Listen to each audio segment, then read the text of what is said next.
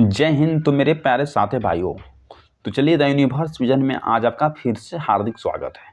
तो हम chapter number 8 को तो देख रहे थे।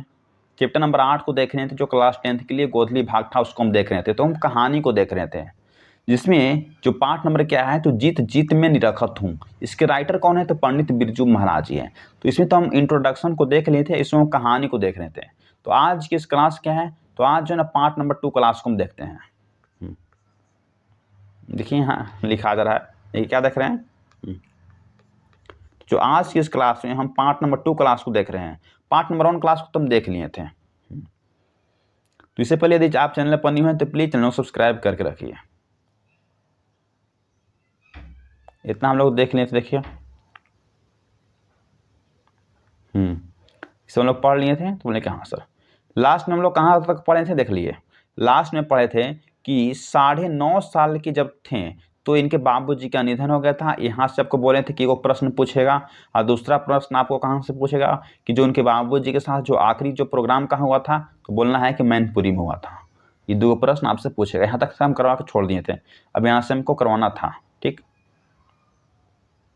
चलिए यदि आप हमारे चैनल पर नहीं हो तो प्लीज़ चैनल को सब्सक्राइब करके रखिए, क्योंकि आपका एक ही सब्सक्राइब बहुत मोटिवेट करता है इस तो क्लास को रिकॉर्ड करने में। देखिए फिर बोल रहे थे कि मेरा था, बोला है कि हाँ मैं था मेरा। देखिए वे 55 साल के थे। बोला है कि जो पंडित बिरजू महाराज जी वो 55 साल के थे। तो लू गई थी कि उन्हें, और यहाँ की इनकी जगह में मैं नाचा था, और उन्होंने भाव बताया था। उस समय क्योंकि उन्हें बुखार था, लू उन्हें मैनपुरी में ही लगी थी।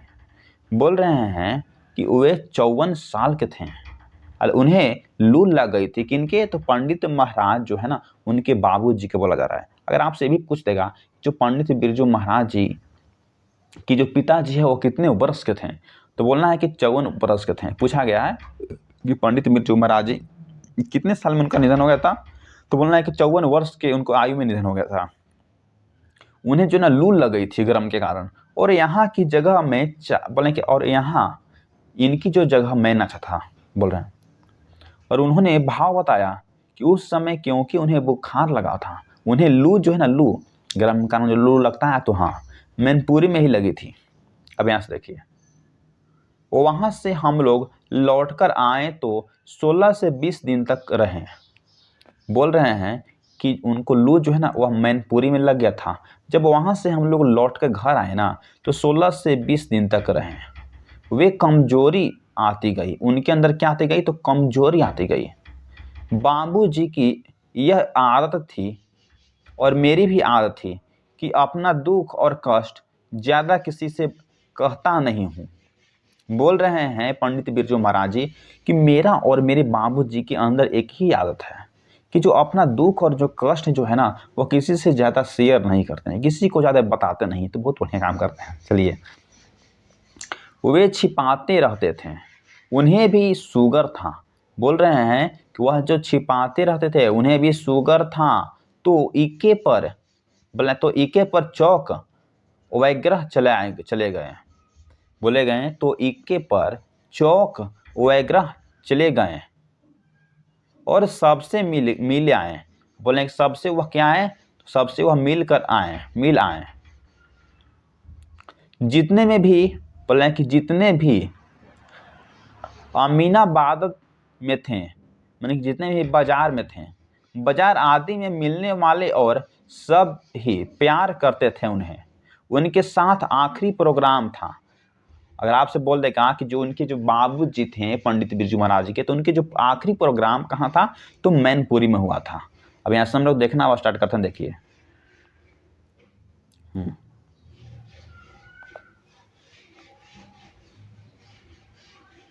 देखिए यहाँ से, मुझे तालीम बाबूजी से ही मिली है। अगर आपसे भी प्रश्न पूछ सकता है कि जो पंडित बिरजू महाराज जी हैं तो उनकी तालीम जो है वह किससे मिला है, तो बोलना है कि पंडित बिरजू महाराज जी के जो तालीम जो है ना, उनके बाबूजी से ही मिले हैं। देखिए, गंडा भी बांधा उन्होंने, उनके जो पिताजी थे ना उनको गंडा भी बांधा। और आपसे बोल देगा कि पंडित बिरजू महाराज की गंडा किसने बांधा, तो बोलना है कि उनके पिताजी ही ने। जब बांधा तो अम्मा से कहा, जब तक तुम्हारा लड़का मुझे नाराजना नहीं देगा, बोला है कि जब तक तुम्हारा लड़का मुझे नजराना नहीं देगा तो गंडा नहीं बांधूंगा। तो मुझे 500 रुपये के 2 प्रोग्राम मिले। बोले हैं तब मुझे 500 रुपये के 2 प्रोग्राम मिले थे। जब 500 आया तो गंडा बांधा उन्होंने और कहा, इसमें एक पैसा नहीं दूंगा। अरे बोला कि इसमें एक पैसा नहीं दूंगा। उनके पिताजी बोले हैं, यह मेरा पैसा है, मैं इसका गुरु हूँ और यह इसने मुझे नजराना दिया है, गिफ्ट में दिया है। तो 500 रुपये देकर मैंने गंडा बंधवा लिया। तो मुझे और जगत कहार, बोले कि जगत कहार एक लड़का है। और बोले कि और मुझे जगत कहार एक जो क्या है तो एक लड़का है, 7 गंडा बंधा।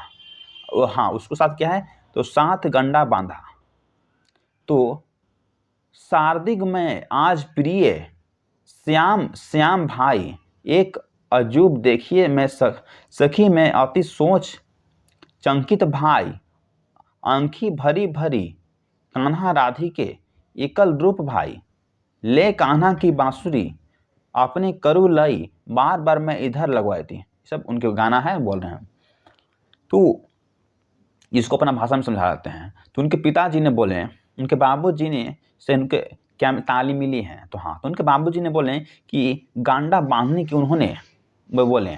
जब उनके अम्मा से बोले कि मैं इनको ऐसा, तुम्हारे लड़कों को मुझे नजराना जब तक नहीं देगा तो किसी में गंडा नहीं बांधूंगा। तो मुझे 500 रुपये के 2 प्रोग्राम मिले थे, पंडित बिरजू महाराज जी बोल रहे हैं। जब 500 आया हमारे पास पैसा तो मेरे पिताजी ने उसे गांडा जो है ना बांध दिया था। और यहाँ बोले कि और कहाँ से एक पैसा नहीं दूंगा। अब इनके पिताजी बोले कि मैं तुम्हें एक पैसा भी नहीं दूंगा, यह मेरा पैसा है, मैं इसका गुरु हूँ। जो गुरु लोग होते हैं ना उनको गांडा बांधते हैं। मैं इसका गुरु हूँ, यह इसने मुझे क्या तो नजराना दिया है, पैसा दिया है। तो 500 रुपये देकर मैंने गांडा बंधवाया। तो मुझे और जगत कहार एक लड़का 7 गंडा बांधा, उनके पिताजी के साथ हैं। तो मैं शारदिक में आज प्रिय श्याम भाई एक अजूबा, देखिए से क्या है तो एक अजूबा देखी सखी मैं अति सोचकित भाई, अंकी भरी भरी कान्हा राधिके एकल रूप भाई, ले कान्हा की बांसुरी अपने कहरु लई, बार बार ले अधर लगवाती। उनके अपना गाना गा रहे हैं, देखिए से यहाँ से देखिए। बंसी तान भाई लखनऊ में दोनों को एक बाबूजी का हूँ। इतने बोले कि बंसी तान भाई लखनऊ में दोनों को एक बाबूजी का हूँ हुई।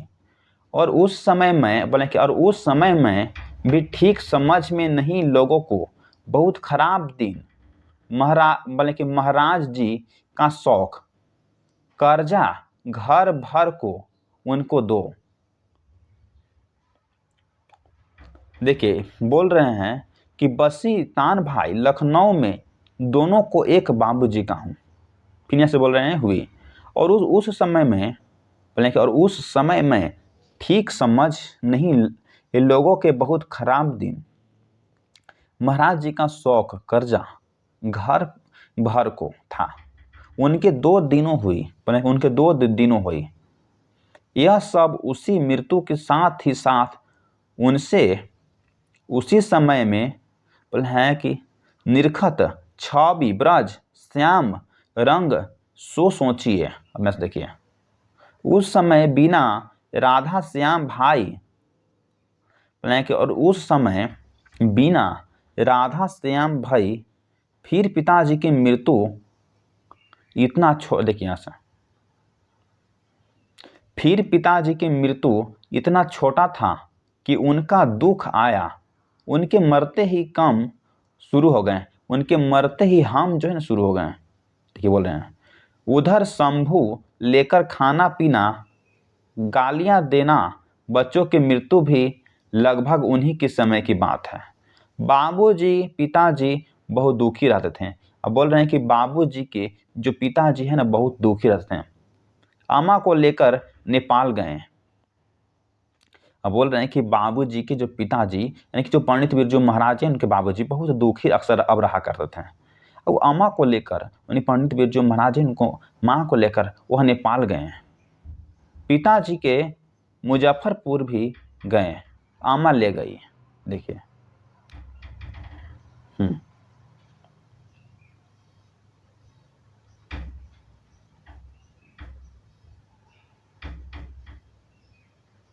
ऐसे देखना स्टार्ट करता, देखिए यहाँ से देखना स्टार्ट करता है वो। देखिए बोल रहे हैं कि हाँ बांस बरेली क्या है, देखिए बांस बरेली भी उस समय यह हालत थी कि 50 रुपये भी मिल जाए तो कहीं से तो बहुत। पहले का सब पैसा हमारे टाइम तक ख़त्म हो गया था, कर्जदार बहुत हो गया था। बाबूजी किसी का भी भला करने के लिए एक से दूसरे को दे देते थे कर्जा, मतलब 100 लिए तो 200 दूंगा कहकर। यह उनकी अजीब सी आदत थी। कानपुर 2-2.5 साल तक रहे, जिसमें 20 से 25 रुपये की 2 ट्यूशन की। मैं आर्यन नगर में पैदल 3 मील यानी कि जाता था और रास्ते कब्रिस्तान पड़ता था तो मुझे डर भी लगता था। 10-11 साल की उम्र थी मेरी। अब 50 रुपये में रिक्शे पर खर्च करता तो क्या बचता, और ट्यूशन में नागा होता तो पैसा अलग काट लेते हैं। 50 रुपये में काम करने किसी तरह पढ़ाता रहा मैं। एक सीताराम बंगला करके लड़का था, अमीर घर का, उसे मैं डांस सिखाता था और वह बेचारा मुझे पढ़ा देता था। हाई स्कूल की पढ़ाई कहाँ चिंता। देखिए मैं से बोल रहे हैं पंडित बिरजू महाराज जी कि बांस बरेली भी उस समय का यह हालत थी कि 50 रुपये भी मिल जाए कहीं से तो बहुत। पहले का सौभाग्य था कि चलो 50 रुपये मिल गया। पहले का सब पैसा हमारे टाइम ख़त्म हो गया था। पंडित बिरजू महाराज जी बोल रहे हैं कि जो पहले का जो पैसा था ना वह ख़त्म हो गया था, क्योंकि कर्जदार बहुत हो गए थे, कर्जा हो गया था। बाबूजी किसी का भला करने के लिए और किसी से 100 रुपया लेते थे, मतलब 100 रुपया लेते थे तो बोलते कि तुम्हें हम 200 रुपया दूंगा कहकर। यह उनकी जो अजीब सी आदत थी। तो कानपुर में वह 2.5 साल रहे, जिसमें 20 से 25 रुपये की 2 ट्यूशन मैंने आर्यन नगर में पढ़ाया था।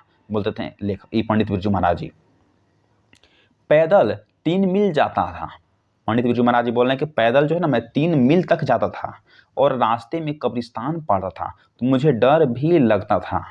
10-11 साल की उम्र में थी मेरी। बोल रहे हैं कि पंडित बिरजू महाराज जी क्या अगर 50 रुपये मैं रिक्शे पर खर्च करता तो मुझे क्या बचता, और ट्यूशन में अगर कभी ना हम जाते थे पढ़ाने तो मुझे 50 रुपये कम जो है ना पैसा जो है ना मुझे काट लिया भी करते थे। बोल रहे हैं कि अगर किसी दिन अगर नागा हो गया, ट्यूशन नहीं मैं पढ़ाने जाता था तो मुझे पैसा काट लिया जाता था और 50 रुपये कम करके किसी तरह मुझे ये पढ़ाता रहा। मैं एक सीताराम बंगला के यहाँ लड़का को पढ़ाया करता था, जो एक अमीर घर का लड़का था, तो उसे मैं डांस सिखाता था और बेचारा मुझे वह पढ़ा देता था। हाई स्कूल की जो पढ़ाई कहाँ चिंता। देखिए हाई स्कूल की जो पढ़ाई कहाँ चिंता कहाँ। देखिए यहाँ से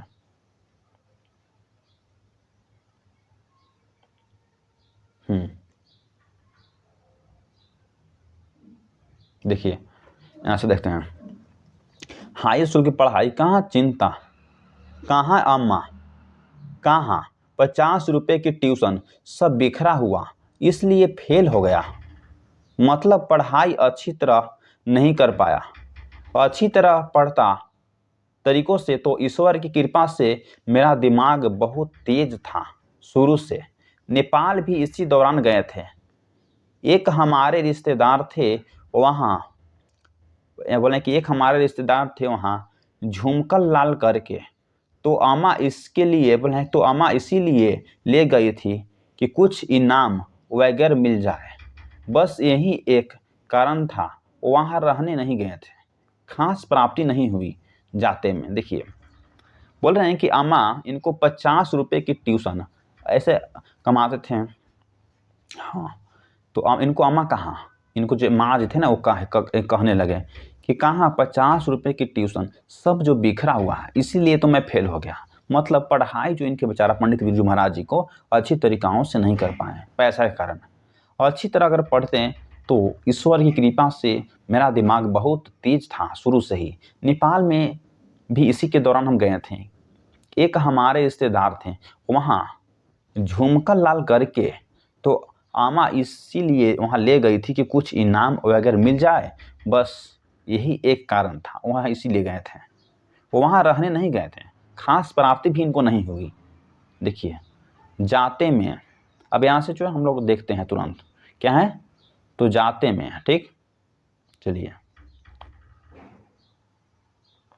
तो यहाँ से जो है ना हम नेक्स्ट क्लास में करेंगे। यहाँ तक तो कर लिए हैं, अब यहाँ से हम लोग जो है ना वह नेक्स्ट क्लास में करेंगे। तो इससे पहले यदि आप हमारे channel the universe vision class बनी हुई है, चैनल को प्लीज़ सब्सक्राइब करके रखिए, क्योंकि आपका एक ही सब्सक्राइब है बहुत मोटिवेट करता है इस तरह क्लास को क्रिएट करने में। तो मैं जल्दी इसको आपको पढ़ा दूंगा। तो thanks for watching this video. जय हिंद जय भारत। इसको हम पार्ट नंबर 3 में लाएंगे।